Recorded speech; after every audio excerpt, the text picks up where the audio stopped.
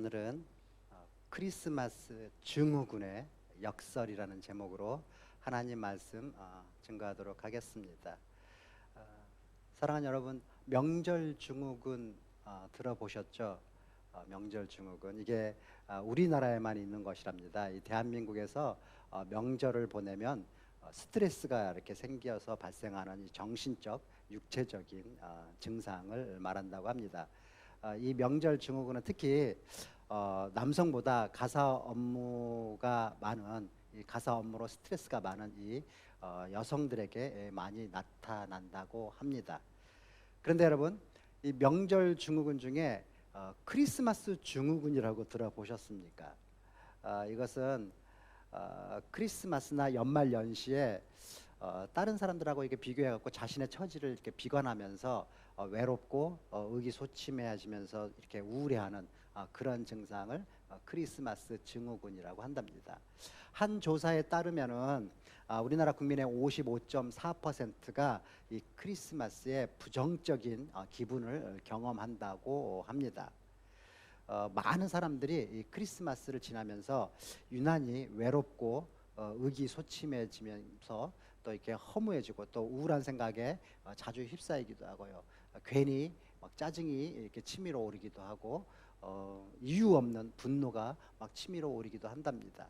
그래서 전문가들에 따르면은 이 크리스마스 증후군을 극복하기 위해서는 집에만 있는 것보다는 바깥으로 싸돌아다니거나 산책을 하거나 햇볕을 쬐는 등 이렇게 야외 활동을 하는 것이 이렇게 우울하고 외롭고 이런 그런 기분을 극복하는 데 많은 도움이 된다고 합니다. 그런데 여러분, 오늘 본문 말씀에 보면은요, 이 크리스마스 증후군을 아주 심하게 앓고 있는 한 사람이 나옵니다. 바로 헤롯 왕입니다. 오늘 본문 말씀 3절에 보니까 헤롯 왕과 온 예루살렘이 소동하였다 이렇게 나옵니다. 여러분, 왜 이들이 소동하였습니까? 동방 박사들이 별을 보고 왕으로 태어나신 이를 경배하기 위해서 왔다, 이 말을 듣고 이 소동이 벌어진 겁니다. 그러니까 왕이 태어났다라는 이 소식이 헤롯의 신경을 건드렸고요, 그의 마음을 송두리째 흔들어 버린 겁니다. 지금까지 자기 인생을 지탱하고 있었던 이 삶의 버팀목이 완전히 흔들려 버린 겁니다. 왜냐하면 이제 자기의 왕자를 내놓게 될 수도 있는 그런 상황이 벌어질 것 같았기 때문입니다. 사랑하는 여러분, 이 헤롯 왕은요, 자기의 그 왕좌에 오르기까지 얼마나 많은 애를 쓰면서 살았던 사람인지 모릅니다. 자신의 이 신분적인 약점을 극복하기 위해서 온갖 정치적인 이런 타협을 해가면서 그래서 드디어 왕의 자리에 올랐던 사람이 바로 이 헤롯 왕입니다. 그런데 갑자기 동방 박사들이 나타나서 하는 말이, 모든 사람들이 기다리던 그 메시아, 그 왕이 태어났다라는 것입니다. 그런데 여러분, 이 새로운 왕으로 아기 예수가 태어났다라는 말이 이 헤롯 왕에게 정말 그렇게 두려운 그런 소식이었을까요? 이제 갓 태어난 아기가 자기의 그 정치적인 그런 것들을 다 빼앗아갈, 왕자를 쟁탈할 정도로, 그 정도로 이 갓난 아기가 무서웠을까요? 아니었을 겁니다. 당시 헤롯도 나름 한 정치하던 그런 정치인이었기 때문에 그런 정도는 자기의 정치적인 역량으로, 정치적으로 충분히 해결할 수 있는 일이었습니다. 그렇다면 그의 인생이 송두리째 흔들릴 정도로 그가 진짜 두려워했던 것은 무엇이었을까요? 그가 진짜 싫어했고 힘들어했고 두려워했던 그것은 무엇이었냐는 말입니다. 아기 예수가 이 땅에 오신 이 크리스마스, 새 임금이 태어났다라는 이 뉴스가 왜 헤롯 왕에게는 그렇게 스트레스가 되고 번뇌에 빠지는 그런 크리스마스 증후군이 되었냐라는 것입니다. 여러분, 이게 오늘 우리가 본문 말씀에서 풀어야 될 첫 번째 의문입니다. 사랑하는 여러분, 그런데요, 오늘 이 본문에 나타난 이 헤롯 왕의 반응은 일반적으로 예수를 안 믿는 이 세상 사람들이 처음으로 복음을 들었을 때 보이는 반응하고 매우 유사합니다. 많은 사람들이 처음으로 복음을 들으면 이 헤롯 왕과 같은 반응을 보인다라는 거예요. 저도 지금으로부터 20년 전에 처음으로 이 복음을 들었어요. 그 20년 전에 처음으로 복음을 들었을 때 저도 이 헤롯 왕처럼 참 힘들었던 기억이 있습니다. 복음은 말 그대로 굿 뉴스잖아요. 좋은 소식임에도 불구하고 사람을 변화시키는 그런 힘이 있기 때문입니다. 죄인인 나를 살리시기 위해서 하나님이신 그분이 인간의 옷을 입고 이 땅에 태어나시고 그리고 나를 위해서 대신 죽어 주었다라는 그 사랑까지는 참 좋은데, 그 사랑을 알게 되고 그 사랑을 받게 되면은 사람이 변할 수밖에 없고요, 또 변해야만 합니다. 그게 사람을 참 힘들게 합니다. 이게 무슨 말씀이냐면요, 이 복음이라는 것이 단순히 나를 죽음에서 구원해 주었다라는 그 좋은 것에서만 끝나는 것이 아니라는 말씀입니다. 즉 복음은 내 인생을 구원하여 죄로부터 해방시켜주는 좋은 뉴스이지만, 그럼에도 불구하고 이 복음은 들으면 들을수록 뭔가 자기 인생에 아주 중차대한 어떤 결단을 해야 한다라는 그런 압박감이 든다라는 거예요. 복음을 들은 누구나 그런 결단을 해야 되는 순간이 오는 것입니다. 그게 무슨 결단입니까? 내 인생의 주인, 나를 지배하고 있는 이 왕, 그게 나였는데 그 왕의 자리를 이제 내어놓고 새로운 왕으로 바꿔야 한다라는 그런 결단입니다. 그것도요, 그 결단도 대충 바꾸는 척만 하는 것이 아니라 구체적인 행동이 따르는 실질적인 결단이 필요하다라는 메시지로 복음이 그렇게 다가온다라는 거예요. 사랑하는 여러분, 우리가 이 예배를 드리면서 이렇게 이 메시지, 복음의 메시지를 들을 때마다 결국 결단하는 문제가 뭡니까?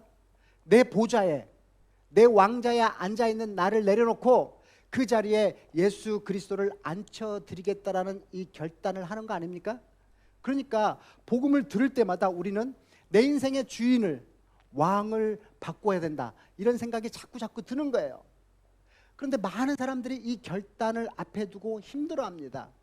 저도 말씀드린 것처럼 20년 전에 정말 하나님의 사랑 앞에 정말 내 삶이, 내 인생이 완전히 뒤집어지는 바람에 내 인생의 주인을 예수님으로 바꾸는 이 결단을 하면서 그 과정 동안 얼마나 힘들었는지 모릅니다. 저는 그때 하나님의 은혜로 결국에는 이 결단을 하게 되었지만, 저와 같이 이제 교회에 처음 나가서 같이 이렇게 힘든 그 생활을 겪었던 포닥으로 오셨던 연구원 한 분이 계셨는데, 그분은 결국 저와 같이 결단하지 못하고 그 결단을 하지 못함으로 인해 교회를 떠나고 말았습니다. 당시 그분도 저처럼 인생 처음으로 교회를 나왔던 분인데, 나와 마찬가지로 전혀 신앙심이 없었던 분이에요. 근데 그분 참 똑똑했던 과학자였습니다. 성격도 아주 꼼꼼하고 빈틈이 없는 분이셨어요. 그래서 그런지 예배 때 설교를 듣는 자세도 아주 남달랐습니다. 처음으로 교회를 다니시는 분임에도 불구하고 매번 목사님의 설교 말씀에 집중해서 들었어요. 그래서 누구나 그런 그분을 보고 저분이 참 신앙심이 점점 깊어지는구나, 이렇게 생각을 했어요. 그런데 이분이 새신자 교육을 받던 어느 날 목사님에게 이렇게 말씀하셨어요. 더 이상 교회를 나오지 않겠다, 이렇게 선언했어요.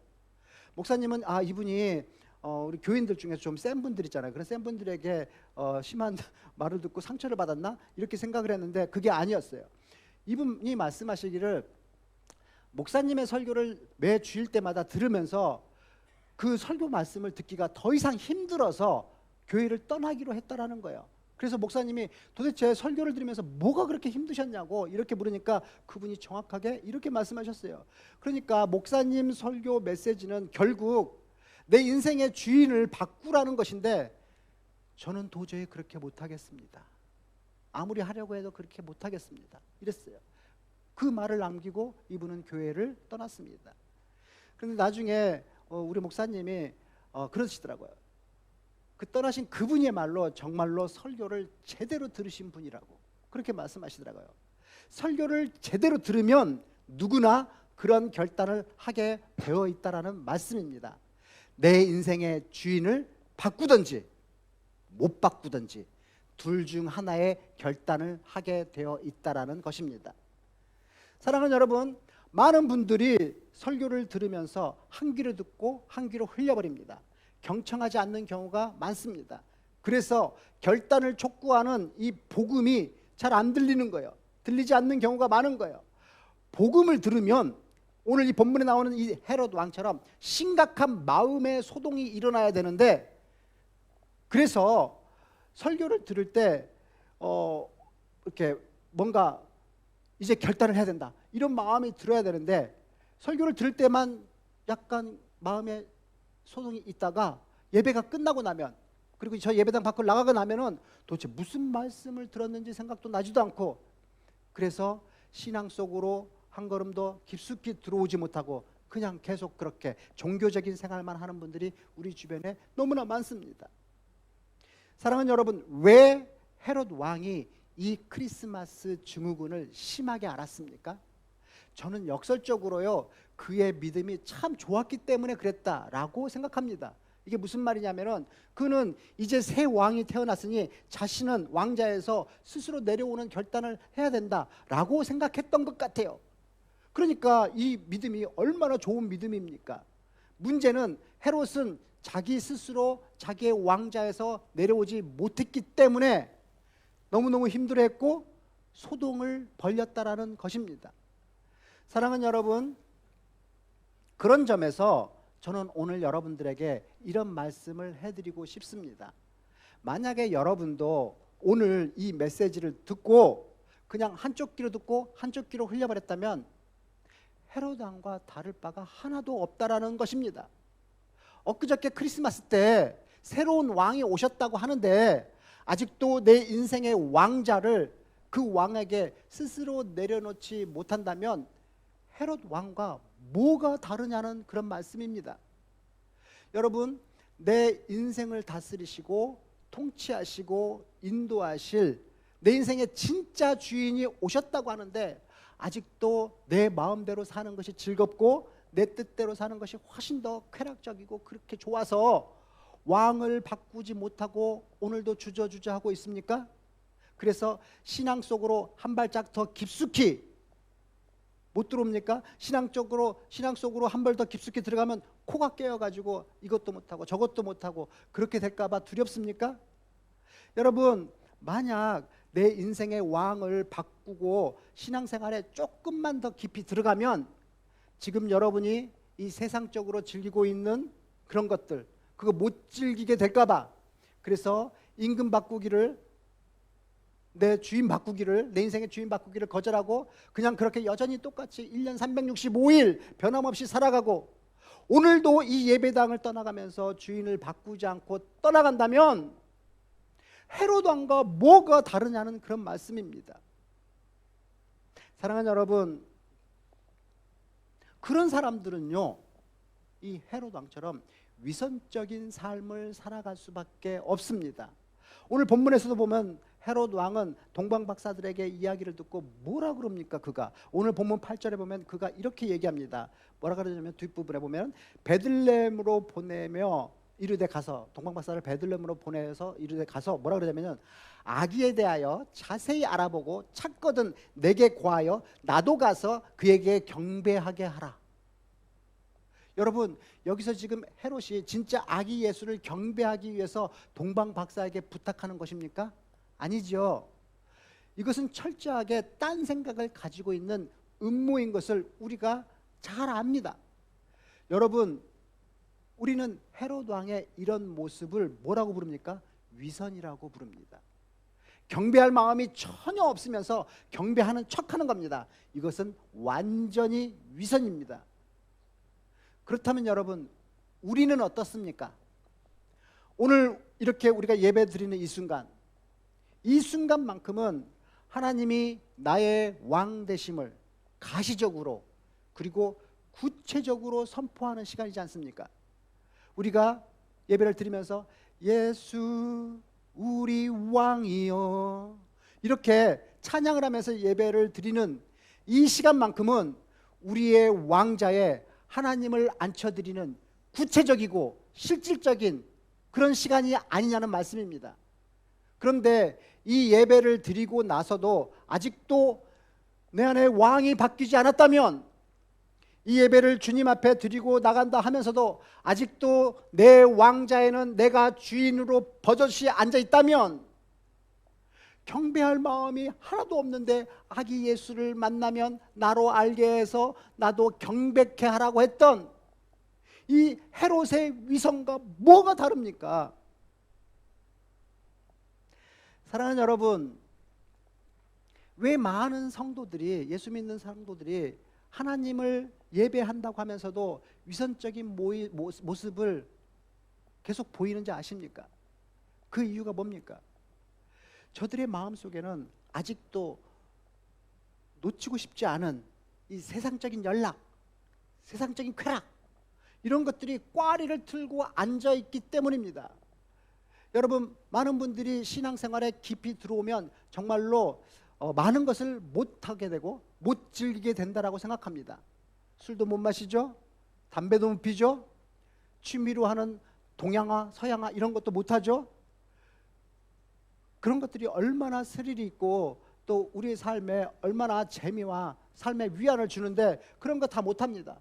그리고 또 아무도 모르고 나만 알고 있고 나만 탐닉하고 있는 그 쾌락, 그게 무엇이든지 간에 그것도 못하게 됩니다. 이것도 못하고 저것도 못하고, 그래서 신앙생활에 깊이 들어갔다는 완전히 인생 박살난다 이렇게 생각합니다. 그래서 대충 일주일에 한 번 예배 드리고 가는 것으로 그냥 족하지 뭘 그냥 그렇게 신앙 속으로 깊이 들어가. 그거 깊이 들어가면 인생의 짭짤한 재미하고는 안녕이야, 이렇게 생각하는 분들이 의외로 많습니다. 여러분, 제 주변에 우리과 교수들도 마찬가지고 제 주변에 있는 교수들이요, 목사가 된 교수인 저를 불쌍한 눈빛으로 쳐다봅니다. 이제 주 교수는 무슨 재미로 사나, 그런 눈빛으로 쳐다봅니다. 아유, 우리 주 교수 불쌍해, 술도 못 마셔. 여러분, 목사가 된 교수인 제가 여러분들도 불쌍해 보이십니까? 저는요, 그렇게 타락한 반문화에 빠져 살면서 술 마시고 담배 피면서 나를 불쌍하게 쳐다보는 그들이 더 불쌍해 보입니다. 사랑하는 여러분, 정말 목사가 되고 나서 제가요, 인생이 얼마나 재미있고 흥미진진해졌는지 모릅니다. 오죽했으면 우리 아내가, 정말 우리 아내님께서 당신은 좋아하는 일 하면서, 당신이 좋아하는 일 하면서 왜 나까지 끓여드리냐고 이렇게, 그렇게 말할 때만 제가 그러죠. 내가 좋아서 하는 거 아니야. 나 좋아서 하는 거 아니야. 이거 하나님의 콜링 때문에 하는 거라고, 사명감 때문에 하는 거라고 막 이렇게 항변을 합니다. 근데요, 오늘 솔직히 말씀드려서 교회를 만들어가는 이 일이 사실 재미가 없는 일이 아닌 건 아니에요. 재미가 있는 건 사실은 재밌잖아요, 그죠? 이렇게 몇 가정 모였는데 점점 이렇게 한두 가정씩 모이고 우리가 기도하고 응답받고 또 이렇게 교회가 옮겨지고, 장로님 재밌지 않습니까? 저는 이 재미가 있습니다. 정말 재미있습니다. 하나님과 동행하는 이 삶이 같이 살아가는 거 너무 재밌어요. 여러분, 제가 지금껏 살아오면서 아시다시피 저의 화류계 생활의 경력을 여러분 아시잖아요, 그죠? 제가 많은 것도 즐겨보고 또 탐닉도 해봤지만 제가 자신 있게 말씀드릴 수 있는 것은 그리스도 안에서 누리는 이 재미가 인생에서 최고로 재미있다라는 겁니다. 여러분, 이 맛을 모르면요, 정말 인생의 재미 하나도, 99% 재미를 모른다고 해도 과언이 아닙니다. 그러니까 여러분, 목사가 된 교수를 절대로 불쌍하게 쳐다보거나 불쌍하다고 생각하면 아니 되옵니다. 사랑하는 여러분, 교회에서 이 인생의 재미를 못 보면 도대체 어디에서 인생의 재미를 볼 수 있습니까? 정말 신앙생활의 재미를 모르면서 인생의 재미를 논할 수는 없는 거예요.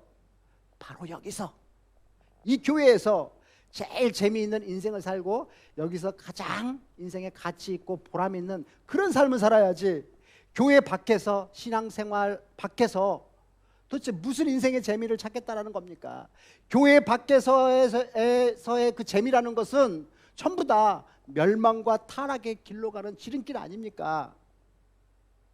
그런데 그런 것이 아직도 달콤해서 이빨 썩는 이 사탕을 못 버리는 아이처럼 오늘도 주님을 경배하는 이 자리에서 임금을 바꾸지 못하고 그냥 나의 나된 모습 그대로 죄악을 탐닉하고 세상의 쾌락을 즐기면서 살아간다면 그것보다 안타까운 일이 어디 있겠습니까?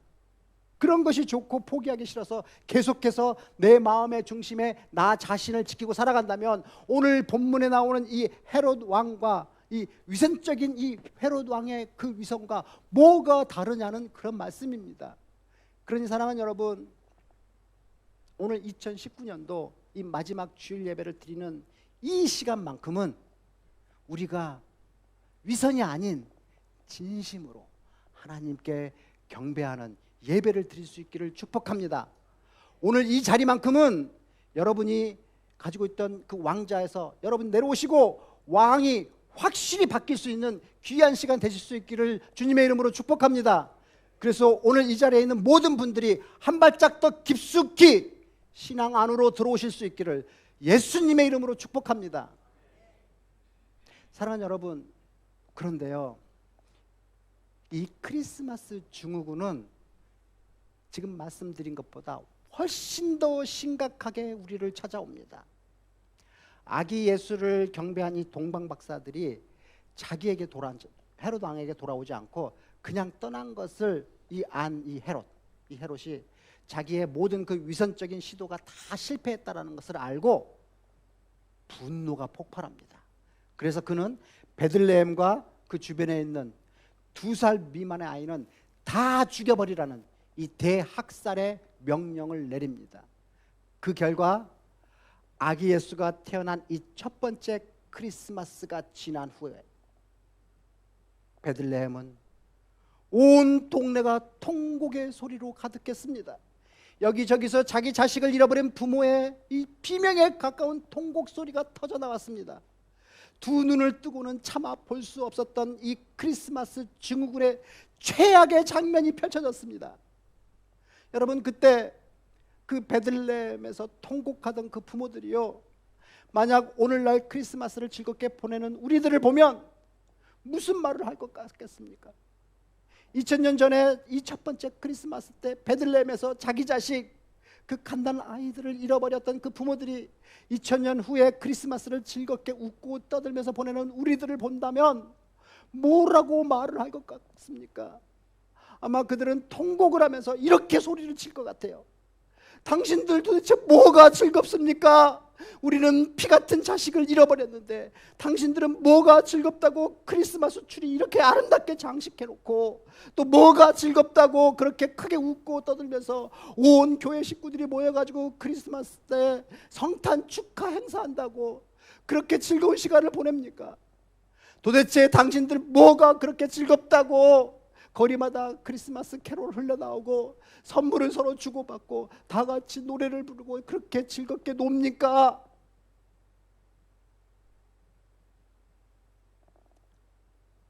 저는 그때 아이를 잃어버린 이 부모들이 그렇게 말할 것 같아요. 당신들이 즐거워하고 기념하는 이 날은 우리 아기가 죽은 통곡의 날인 거 아십니까? 내 사랑하는 아이가 무참히 죽임을 당한 날입니다. 우리 아기가 너무나 억울하게 죽은 이 날이 바로 그 날이라고요. 이 날은 당신들이 기뻐하며 찬양하는 아기 예수 때문에 우리 애가 죽은 바로 그 날이라고요.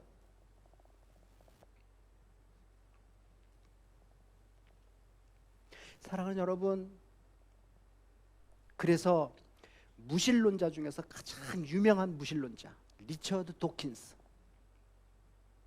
이 리처드 도킨스는 크리스천들을 향해서 가장 비열한 사람들이라고 말을 합니다. 그는 기독교야말로 가장 비열한 종교라고 말합니다. 어떻게 무고한 애들이 이렇게 억울하게 대학살을 당한 이날을 성탄절 크리스마스라고 부르면서 즐기는 종교가 있냐라는 겁니다. 심지어 리처드 이 도킨스는 베네딕트 교황이 크리스마스 메시지를 전하는 것을 보면서 이처럼 불쾌한 아이디어를 전하는 저 교황과 모든 기독교인들은 전부 다 법정에 고소해야 된다라고 주장했습니다. 사랑하는 여러분, 여러분들은 어떻게 생각하십니까? 대학살당한 이 피비린내 나는 이 베들레헴 현장을 우리가 알고 있고 또 수많은 부모들의 애곡하는 소리를 우리가 기억하고 있는데, 그럼에도 불구하고 그들 앞에서 우리가 크리스마스를 즐기고 기념하고 있다는 이 사실, 여러분들은 어떻게 생각하십니까? 그런데 여러분, 오늘 본문 18절을 보면 이런 말씀이 있습니다. 본문 18절 띄워주세요. 뭐라 그럽니까? 라마에서 슬퍼하며 크게 통곡하는 소리가 들리니 라헬이 그 자식을 위하여 애곡하는 것이라. 그가 자식이 없으므로 위로받기를 거절하였도다 함이 이루어졌느니라. 우리 다 같이 한번 읽어보겠습니다. 시작. 라마에서 슬퍼하며 크게 통곡하는 소리가 들리니 라헬이 그 자식을 위하여 애곡하는 것이라. 그가 자식이 없으므로 위로받기를 거절하였도다 함이 이루어졌니라. 여러분, 오늘 우리가 받은 이 본문 말씀은 이와 같이 라마의 통곡으로 끝납니다.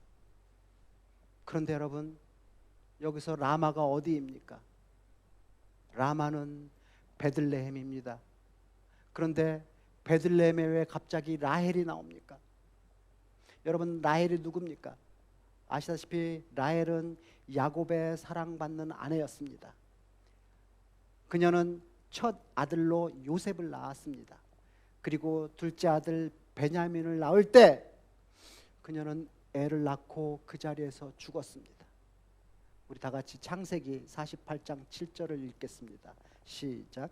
내게 대하여서는 내가 이전에 밧단에서 올 때 라헬이 나를 따르는 도중 가나안 땅에서 죽었는데 그곳은 에브릿까지 가는 길이 아직 먼 곳이라 내가 거기서 그를 에브랏 길에 장사하였니라. 에브랏은 곧 베들레헴이라. 여러분, 베들레헴으로 들어가는 입구에서 라헬이 베냐민을 낳고 죽었습니다. 그리고 그녀가 죽은 이 에브랏, 즉 지금의 베들레헴 땅에 라헬이 묻혔습니다. 그러니까 바로 라마가 에브랏이고 에브랏이 곧 베들레헴인 것입니다. 그래서 그곳에 라헬의 통곡이 있다라는 것입니다. 그러니까 예수님이 태어나신 그 땅에는 이미 통곡이 있을 것임을 성경이 예언하고 있는 것입니다. 도대체 이게 무슨 말씀입니까? 이 즐거운 대강절에 이 크리스마스에 웬 대통곡이라는 말입니까? 도대체 이게 웬 크리스마스의 역설입니까? 사랑하는 여러분, 제가 제 인생의 롤 모델로 삼고 있는 분들이 몇 분 계십니다. C.S. 루이스, 맥스 루카도, 그리고 존 파이프 목사님이십니다. 이분들은 기독교 변증을 하는 좋은 책을 많이 쓰셨습니다. 그런데 C.S. 루이스는 좀 어렵고 철학적인 그런 기독교 변증론 책을 많이 그분이 썼다면, 나머지 맥스 루카도나 아니면 존 파이프 목사님은 일반인들이나 어린 아이들도 쉽게 읽을 수 있는 복음 가득 찬 감동적인 책을 많이 쓰셨습니다. 그런데 그런 책 중에서 이 존 파이프 목사님이 쓰신 어린이 동화책 같이 아주 짧지만 아주 강렬한 감동이 있는 책이 한 권 있습니다. 그게 바로 The Innkeeper입니다. 이 책입니다. The Innkeeper. 이게 우리나라 말로 번역하자면 여관 주인입니다. 이게 우리나라 말로는 번역돼서 출판되지 않았습니다. 아주 짧은 내용이기 때문이에요. 그러나 여러분, 우리가 인터넷에 들어가 보면은 존 파이퍼 목사님이 직접 이 책을 읽어주는 동영상이 있습니다. 그 동영상이 그 다음 슬라이드에 나오는 이 동영상입니다. 약 10분 정도밖에 안 되는 아주 짧은 내용의 이야기입니다. 그 내용이 이렇습니다. 예수님이 십자가 지시기 2주 전에 당신이 태어나신 예루살렘을 방문합니다. 아십니까? 자기가 태어난 이 말 구유가 있는 그 여관집 주인을 찾아갑니다. 이게 이 소설의 배경입니다. 소설 배경이 참 흥미롭죠. 그렇게 주님께서 당신이 태어난 여관을 찾아간 이 예수님께서 그 여관집 문을 똑똑똑 두드립니다. 그런데 아무 대답이 없습니다. 그래서 들어가십니다. 그랬더니 한쪽 팔이 없는 노인이 혼자 쓸쓸히 일을 하고 있었습니다. 예수님이 정말 쓸쓸한 얼굴 표정으로 한쪽 팔도 없이 외롭게 힘들게 일하고 있는 그 노인과 이런저런 대화를 나누십니다. 예수님이 물어보십니다. 혹시 30년 전에 호구 조사를 했었을 때 많은 사람들이 이렇게 몰려왔었던 거 그거 기억하십니까? 그랬더니 이 여관집 할아버지가 대답을 합니다. 그걸 기억하냐고요? 기억하고 말고요. 저는 그때 이 팔을 잃어버렸고 이 팔만 잃어버린 것이 아니라 내 아내를 잃어버렸고 내 두 아들을 잃어버렸습니다. 그래서 예수님이 깜짝 놀라면서 물어봅니다. 아니 도대체 무슨 일이 벌어진 겁니까? 무슨 일이 있었던 거예요? 그러자 노인이 대답을 합니다. 그날 하나님의 아들 예수라는 아기를 임신한 요셉과 마리아라는 사람이 우리 집 여관 집 문을 두드렸어요. 보니까 마리아는 이제 곧 해산을 할 것 같이 아주 다급해 보였지요. 하지만 여관은 이미 방이 꽉 차서 만석이라서 빈 방이 하나도 없었습니다. 그래서 딴 곳으로 가라고 했더니 그들은 다른 곳도 마찬가지라고 하면서 후미진 곳이라도 좋으니까 제발 좀 부탁을 그렇게 간곡하게 해서 저는 어쩔 수 없이 더러운 마구간이라도 좋으면 쓰라고 마구간을 내줬죠.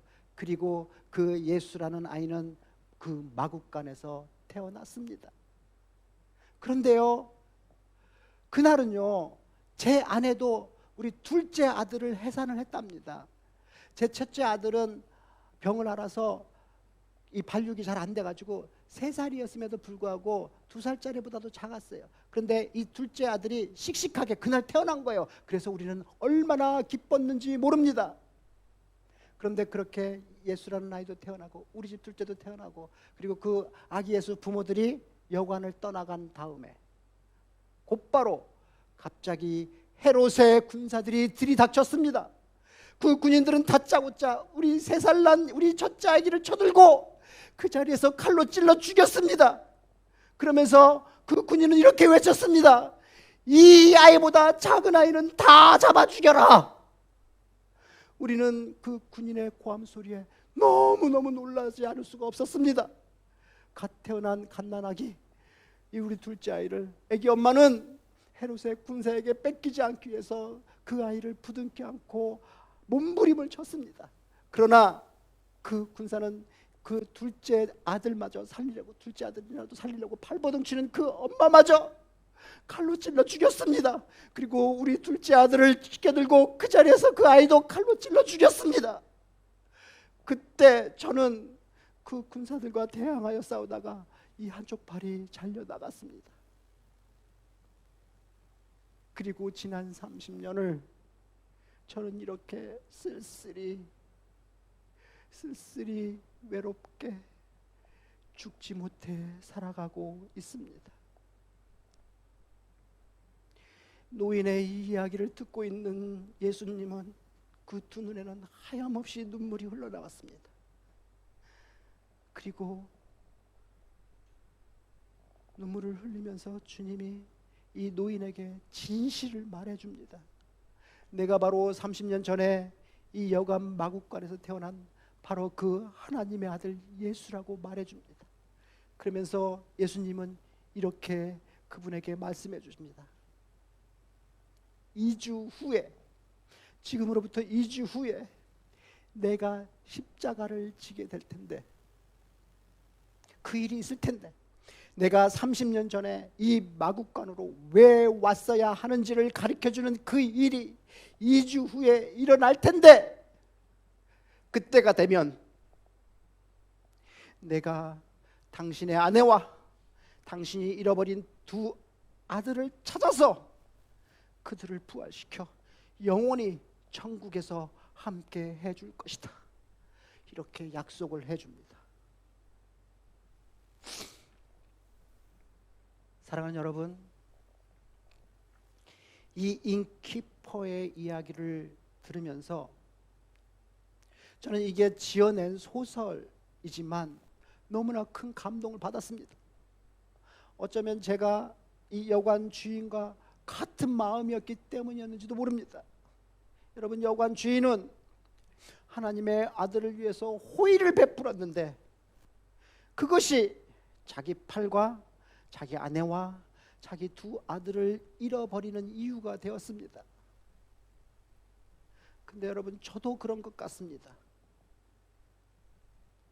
아니, 우리도 그런 것 같습니다. 사랑하는 여러분, 우리도 예수님을 위해 헌신하겠다고, 하나님 나라를 확장해 보겠다고 이렇게 교회 개척해서 지난 2년 동안 이 좁고 힘든 길을 우리 걸어오지 않았습니까?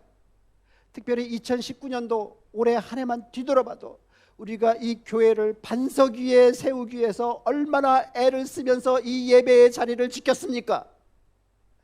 그런데 우리 각자 모두 그렇게 신앙생활 신실하게 한다고 했는데 지난 1년 신앙생활 이렇게 결산해 보니까 남는 게 하나도 없는 것 같아요. 손해만 본 것 같습니다. 마이너스인 것 같습니다. 우리 모두가 예수님을 위해 열심히 사역하고 신앙생활 신실하고 한다고 그렇게 했는데 얻은 것보다 잃은 것이 더 많은 것 같아요. 한쪽 팔도 잃어버렸고요, 아내도 잃어버렸고요, 두 아들도 잃어버린 것 같습니다. 그래서 이 연말에 이 신앙생활의 허전함이 몰려드는 것 같아요. 생각해 보면은 교회를 위해서, 주님을 위해서 애쓴 만큼 오히려 사람들로부터 오해를 받고 또 무책임한 비판의 말에 상처만 입었습니다. 정말 주님 앞에 열심히 신앙생활 하겠다고 새벽마다 눈물 뿌리며 기도했는데 구체적으로 손에 잡히는 기도 응답이 없습니다. 기도 응답은커녕 오히려 내 안에 허전함만 커져서 내가 걷고 있는 이 길이 정말 맞는 길인가? 내가 제대로 가고 있는 거 맞는가? 하는 희한한 이 크리스마스의 증후군만 나타납니다. 내가 걷고 있는 이 신앙의 길, 개척교회에서 나 지금 잘하고 있는 건가?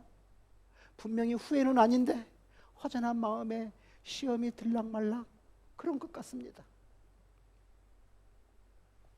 사랑하는 여러분, 저는 오늘 혹시 그런 분 계신다면 이런 말씀 해드리고 싶습니다. 사랑하는 여러분, 주 안에서 힘쓴 모든 일은 결코 헛되지 않습니다. 잃어버린 것 같고 마이너스 된 것 같지만 여러분, 결코 그렇지 않습니다. 왜냐하면 우리 주님은 우리를 위해서 다 잃어버리셨기 때문입니다. 여러분, 생각해 보세요. 우리 주님은 우리가 잃어버린 것들, 그것들 다 회복시키시기 위해서 그분의 모든 것을 다 잃어버리셨습니다. 온몸이 피투성이가 된 채 하늘과 땅 사이에 걸려있는 저 십자가 위에서 저와 여러분을 회복시키기 위해서 모든 피와 물을 흘려주셨습니다. 그러니까 우리는 잃어버린 것 같지만 우리 다 다시 찾을 겁니다. 아니요, 1000배, 10,000배 그 이상으로 보상을 받을 것입니다. 오늘 주님이 그것을 이 여관 주인에게 그리고 우리들에게 약속해 주십니다. 그러니 사랑하는 여러분, 혹시 예수 믿는 일로 그 일로 인해서 욕을 얻어먹었습니까? 사람들에게 억울하게 비판받으셨습니까? 괜찮습니다. 그것은 여러분들이 주를 위해서 일을 했다는 증거입니다. 일 안 하고 섬기지도 않았다면 그런 말도 못 듣습니다. 여러분, 나이 먹을 만큼 먹었는데 이 개척교회 섬긴다고 힘들고 귀찮고 때로는 쪽팔리기까지 합니까? 교회 때문에, 교회 문제로 인해 때로 안 좋은 소리 듣고 그래서 때로는 속이 상하고 때로는 다툼에 휘말렸습니까? 할렐루야입니다. 그거 여러분이 주를 위해 일을 했다라는 증거입니다. 사랑하는 여러분, 2019년도 이 끄트머리에 서서 개척교회에서 신앙생활하면서 밀려들 수 있는 이 허전함과 외로움, 이 크리스마스 증후군을 이길 수 있는 유일한 길은 나의 아픔을 들으시고 눈물을 흘려주시는 그 주님을 바라보는 것입니다. 우리가 이 개척교회에서 신앙생활하는 것으로 인해 잃어버렸다고 하는 그 모든 것을 그대로 다 회복시켜 주시기 위해서, 아니 그 이상으로 회복시켜 주시기 위해서 십자가 주신 그 주님을, 그 주님의 십자가를 바라보는 것입니다. 그러면 여러분, 우리는 말로 형용할 수 없는 하나님의 은혜와 큰 복을 받게 될 것입니다. 그게 크리스마스 증후군의 역설입니다. 사랑하는 여러분, 생각해 보세요. 하나님은 여러분들을 다 회복시켜 주시기 위해서 당신의 독생자를 잃어버리셨습니다. 그 말은 그분은 전부를 잃어버리셨다는 말과 같은 말입니다. 그분은 나를 위해서 전부를 잃어버리셨습니다. 우리가 받았고 또 지금 이 시간 우리가 받고 있는 사랑이 바로 그 정도의 사랑입니다. 그거 꼭 기억하시기 바랍니다. 그래서 비록 마이너스인 것 같은 정말 희한한 허전함이, 외로움이, 씁쓸함이 나의 삶을 사로잡는다 할지라도 그런 허전함이나 외로움이나 씁쓸함에 내 인생 붙잡히지 마시고 십자가 위에서 나 대신 모든 것을 잃어버리신 그 주님을 바라보고 계속해서 이 믿음의 길, 이 신앙의 길, 하나님 섬기는 이 길 끝까지 가시는 저와 여러분 되실 수 있기를 주님의 이름으로 축복합니다. 같이 기도하겠습니다.